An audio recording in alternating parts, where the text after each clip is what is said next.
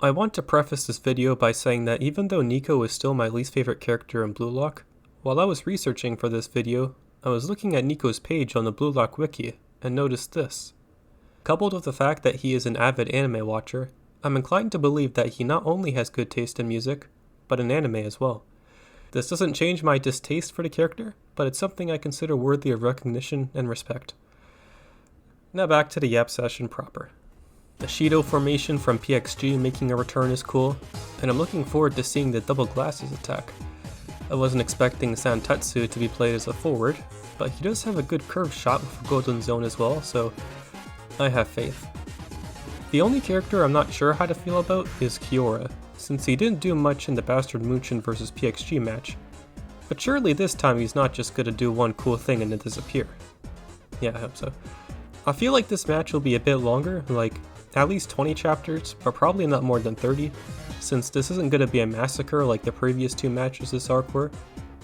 Also, factoring in the possibility of half chapters and breaks, this match will probably end shortly after 2027 starts, but maybe not. We'll see. I feel like it'll be a pretty close game, so I predict the score will be 4-3 for Japan, with Santetsu, Shido, Isagi, and Rin scoring. These three each had a chance to score in the last match, but didn't due to circumstances, and I think it's about time Santetsu scored a goal because he hasn't scored one since... Yes, it's been that long. When I binged the manga for the first time, the latest chapter was chapter 195, and I had to wait over 2 years for Otoya to score an on-screen goal, so I can't imagine being someone whose favorite character is Santetsu, and having been waiting upwards of 6 years now, just to understand he scored a goal in general. While I wish this was the reason Ryu was picked instead of NIKO, it's probably just because even though he has an improved physique now, he's still noticeably shorter than Ryu or Aiku. And if he were picked instead of Ryu, that would be an easily exploitable weakness for England to poke until Japan dies from an overdose. Karasu telling Aiku to hold the backline is funny, given his performance in the last match, but keep in mind that in the Nigeria match, Isagi told Aiku that he'd leave the backline to him, and then he'd go on to stop Onazi, who just awakened.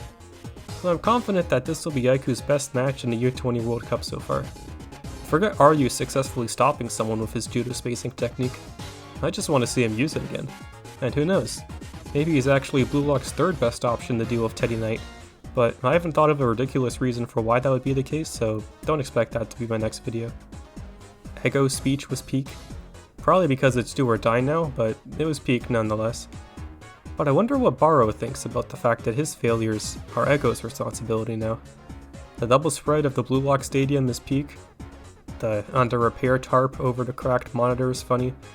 And even though it turns out that Blue Lock itself is a super dark horse, and not Kunigami, it seems like it worked, as the team is now unified under the same objective. The feathers surrounding Isagi as he walks onto the field is cool because the goddess of luck was depicted as having wings, thus having feathers. So does this mean that this is the match Isagi will encounter the god of soccer? Maybe. Or maybe he's walking past a pigeon that decided to explode to make Isagi farm more aura than he would have without the pigeon's help. But we'll see.